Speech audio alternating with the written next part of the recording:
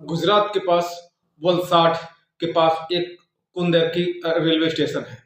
एक दिन वहां पे एक लड़की की लाश मिलती है और लाश मिलते ही हड़कंप मच जाता है, क्योंकि लड़की की हत्या ही सिर्फ नहीं हुई थी, लड़की का रेप भी हुआ था।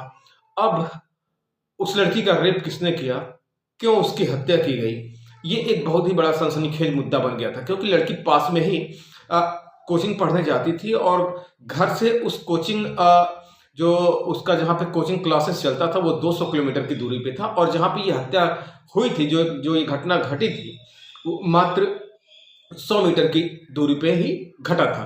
दोस्तों नमस्कार, मैं आलोक फिर एक बार एक ऐसे सनसनीखेज घटना के साथ जो आपके आंखें खोल देगा और साथ में मजबूर कर देगा आपको सोचने के लिए कि आखिर हमारी बहन बेटियां सुरक्षित कहाँ पे हैं, अपने घर पे भी सुरक्षित नहीं है, ये ऐसे दरिंदे हर जगह घूम रहे हैं। घटना गुजरात के वलसाड की है। दरअसल एक लड़की जो अपने घर से मात्र 200 मीटर की दूरी पे कोचिंग पढ़ने जाती है और कोचिंग से लौट के आती है। ये पर डे का उसका रूटीन था। एक दिन ऐसा होता है कि चूंकि वो 7 बजे तक घर लौट आती है, लेकिन उस दिन 9 बज गया तो घर वालों को काफ़ी चिंता हुई और वो परेशान होने लगे। कोचिंग पे गए, कोचिंग चूंकि 200 मीटर की दूरी पे था, वो गए। लेकिन जब वो लौट रहे थे तो एक जगह पे उनको भीड़ दिखाई दी, और जब भीड़ के पास जाके वो देखते हैं तो ये एक नंग धड़ंग लड़की की लाश पड़ी हुई थी। जब उसका चेहरा देखते हैं तो वो दहाड़ मार के रोने लगते हैं, क्योंकि ये उसी लड़की की लाश थी, ये उसी घर वाले जो आए थे उन्हीं की लड़की की लाश थी। अब ये किसने किया, क्योंकि ये घटना एकदम करीब की थी, कैसे हुआ, ये पुलिस के लिए सनसनीखेज पहेली बन गई। वहां पे पुलिस आती है और वलसाड जो रेलवे स्टेशन है वहां पे पूछताछ करती है, वहां देखती है तो वहां कोई सीसीटीवी कैमरा नहीं है। लेकिन उसके पहले का जो रेलवे स्टेशन है वहां पे सीसीटीवी कैमरा लगा हुआ था। और जब पुलिस खंगालती है, क्योंकि घटना स्थल पे एक सफेद रंग का एक स्वेट शर्ट, सफेद रंग का टी शर्ट, एक एयरबैग, एक मोबाइल चार्जर पड़ा हुआ था। और जो वलसाड से पहले का जो रेलवे स्टेशन था, उस रेलवे स्टेशन पर के सीसीटीवी फुटेज को जब खंगाला गया तो वहां एक स्वेट शर्ट पहने हुए एक इंसान दिख गया। जहां वो ये एयरबैग, इसी कलर का एयरबैग लिए हुए था, वो सफेद रंग का स्वेट शर्ट पहनते हुए घूमते दिख गया। पुलिस ने तत्काल सूचना जब दिया तो वहां के लोगों ने बताया कि वो यहां से बांद्रा के लिए निकल लिया है। पुलिस वालों को सूचना दी जाती है और पुलिस वाले उसको ट्रैक करते हैं।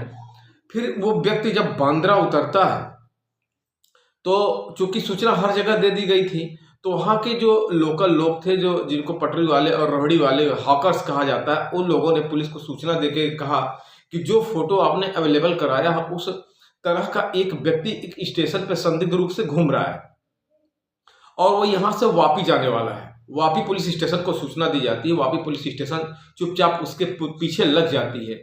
वो वापी से बांद्रा, बांद्रा से मुंबई और मुंबई से हावड़ा जाने वाला था।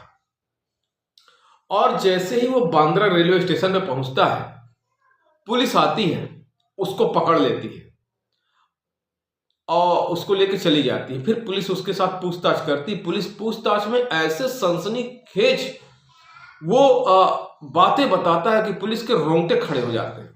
कहता जनाब, ये सिर्फ एक नहीं, इस महीने मैंने 5 हत्याएं की हैं, 5 दिव्यांग। इस लड़की को छोड़ के इसके पहले जो 4 हत्या मैंने की वो सारे के सारे दिव्यांग लड़कियां थी।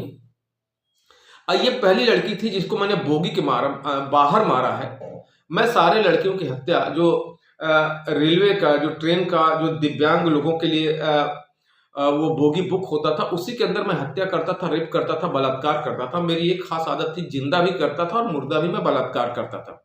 मैं हावड़ा में भी अभी रेप करके और मर्डर करके आया हूं। पुलिस की तो आंखें खुली खुली रह जाती है।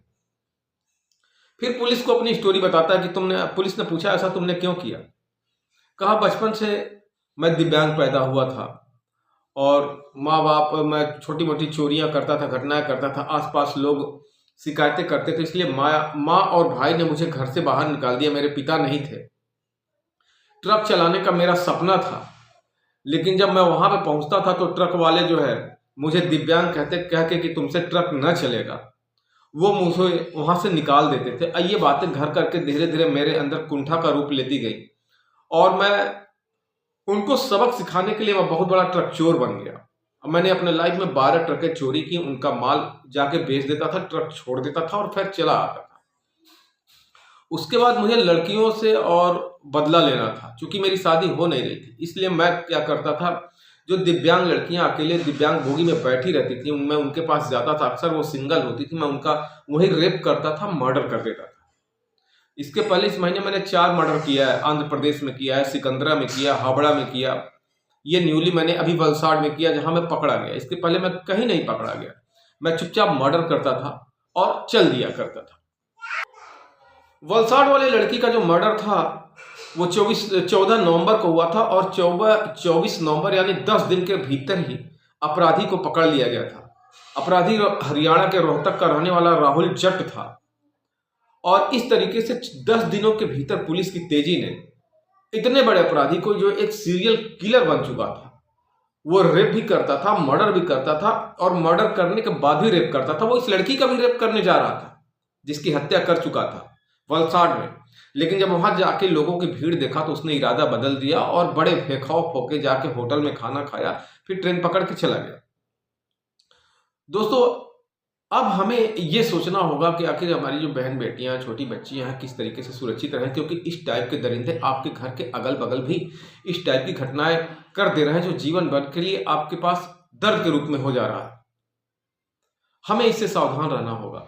दोस्तों, इस कहानी को सुनाने का मकसद किसी तरीके से परेशान करना या मानसिक कष्ट पहुंचाना नहीं था। मेरा कहानी सुनाने का सिर्फ एक ही मकसद है कि आप अपने आसपास के वातावरण से जागरूक रहें और अपने घर के बच्चियों को भी इस बारे में काफ़ी सचेत करते रहें। दोस्तों, अगर वीडियो पसंद आए और ऐसी ही घटनाओं को सुनना चाहते हो तो वीडियो को लाइक और सब्सक्राइब करें।